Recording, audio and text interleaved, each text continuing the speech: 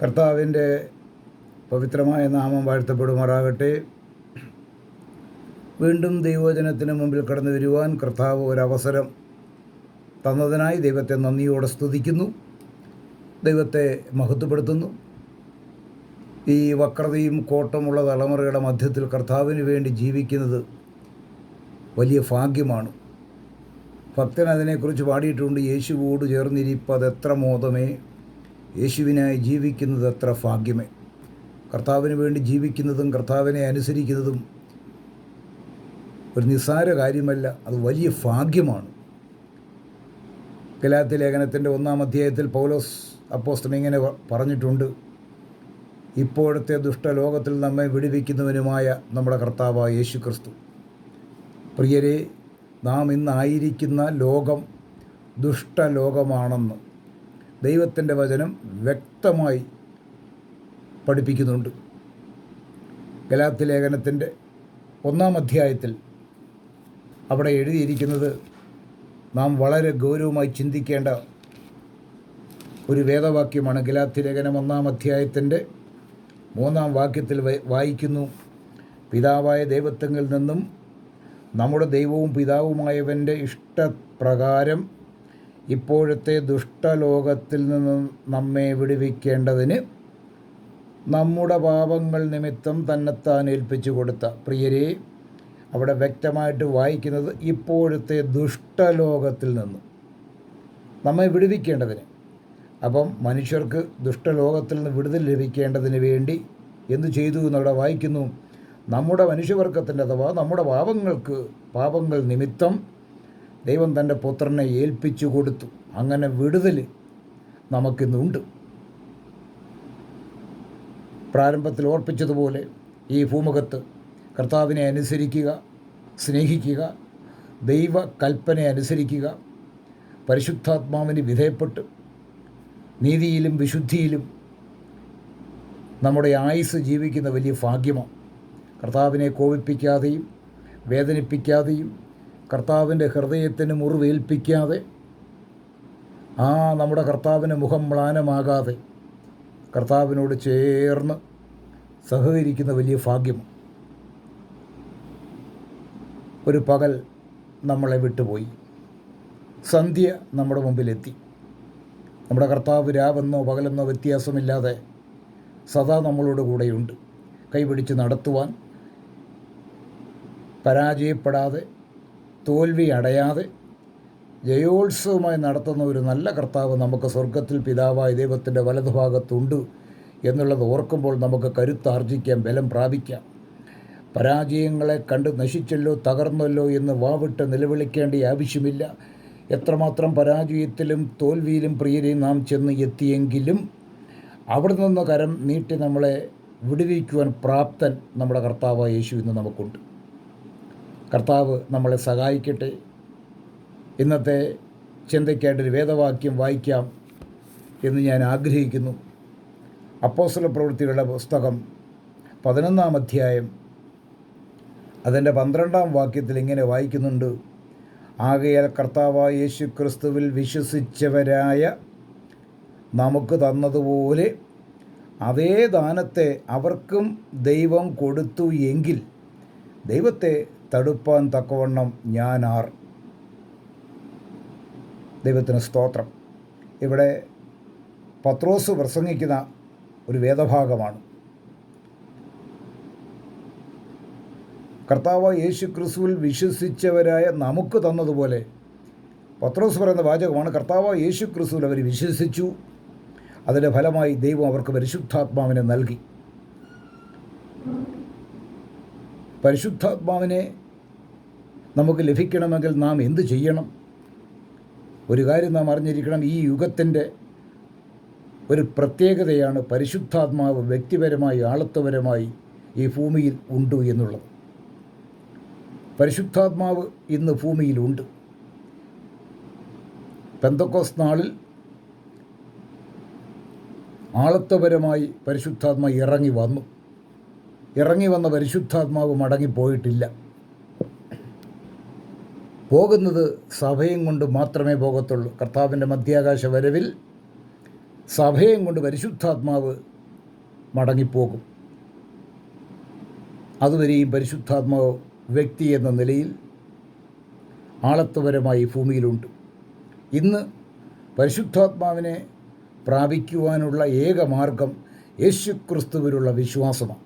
പരിശുദ്ധാത്മാവിനെ പ്രാപിക്കണമെങ്കിൽ ദാനം കൊടുത്തോ ധർമ്മം കൊടുത്തോ കാത്തിരുന്നോ പ്രാപിക്കേണ്ട ആവശ്യമില്ല. വചനം അങ്ങനെ പഠിപ്പിക്കുന്നതുമില്ല. ഇവിടെ പത്രോസ്, കർത്താവായ യേശുവിൻ്റെ ശിഷ്യനായിരുന്ന പത്രോസ് പറയുക, ആകയാൽ കർത്താവായ യേശു ക്രിസ്തുവിൽ വിശ്വസിച്ചവരായ നമുക്ക് തന്നതുപോലെ അതേ ദാനത്തെ അവിടെ വ്യക്തമായി പറയുകയാണ്. യേശു ക്രിസ്തുവിൽ വിശ്വസിച്ചവർക്ക് പരിശുദ്ധാത്മാവിനെ കൊടുത്തെങ്കിൽ അതേ ദാനത്തെ ദൈവം അവർക്കും കൊടുത്തു എങ്കിൽ ദൈവത്തെ തടുപ്പാൻ തക്കവണ്ണം ഞാനാർ. ഒരു വ്യക്തിയിൽ പരിശുദ്ധാത്മാവ് ഉണ്ടെങ്കിൽ അതിൻ്റെ അർത്ഥം ആ വ്യക്തി രക്ഷിക്കപ്പെട്ടവനെന്ന് തന്നെയാണ്. തിരിച്ച് രക്ഷിക്കപ്പെട്ടവനാണെങ്കിൽ ആ വ്യക്തിയിൽ പരിശുദ്ധാത്മാവ് ഉണ്ട് എന്നുള്ളത് അതും തീർച്ചയാണ്. ഈ പരിശുദ്ധാത്മാവിനെ എങ്ങനെ പ്രാപിക്കാം? വിശ്വാസത്താൽ പ്രാപിക്കാം. അപ്പോൾ ന്യായമായി ചോദിക്കാം, ആരെ വിശ്വസിക്കണം?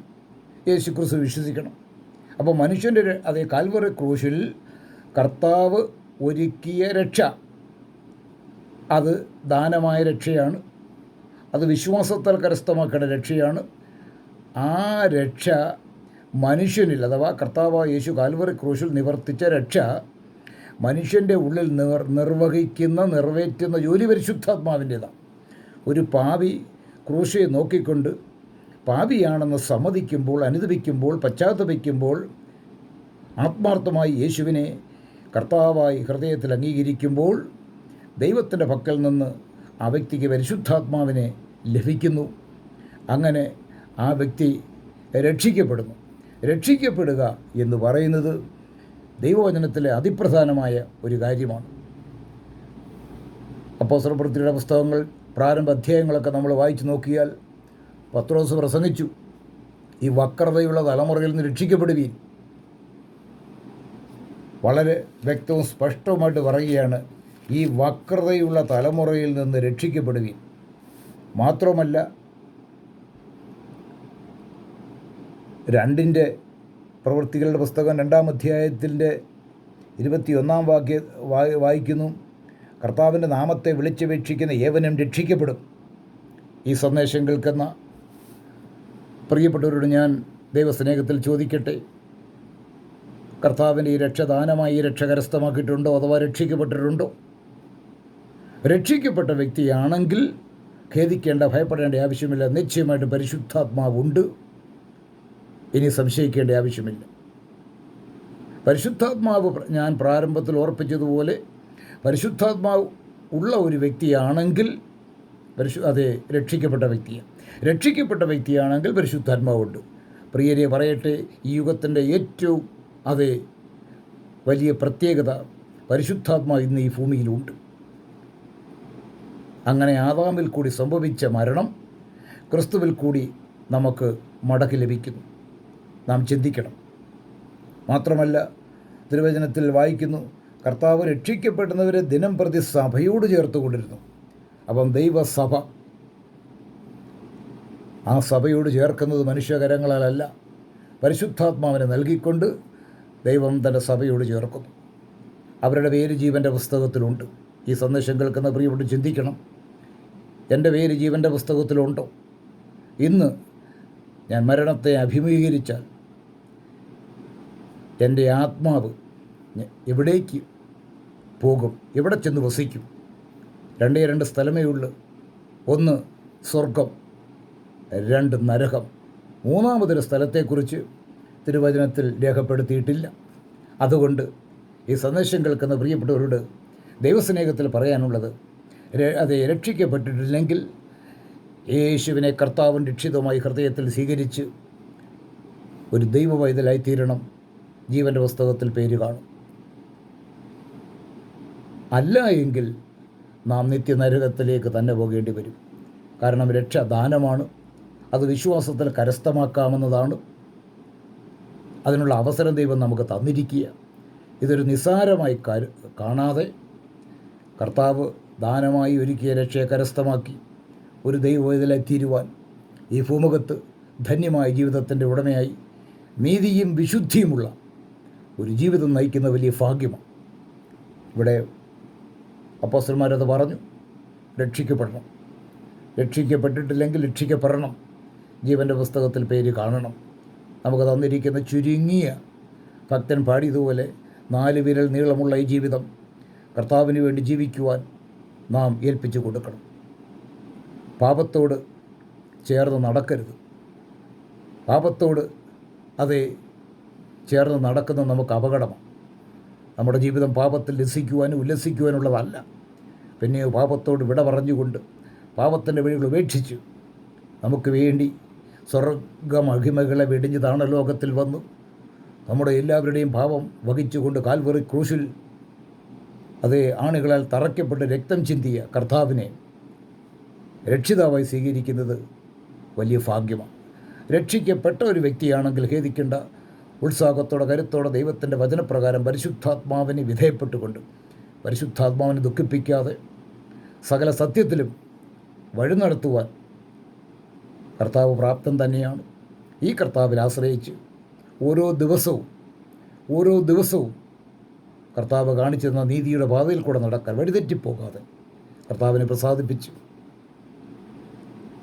അനുഗ്രഹീതമായ ഒരു ഉന്നത നിലവാരം പുലർത്തുന്ന ക്രിസ്തീയ ജീവിതം നയിപ്പാൻ നമുക്കിടയാകേണ്ടതിന് നമുക്ക് കർത്താവിനോട് പ്രാർത്ഥിക്കാം, കർത്താവിൽ ആശ്രയിക്കാം.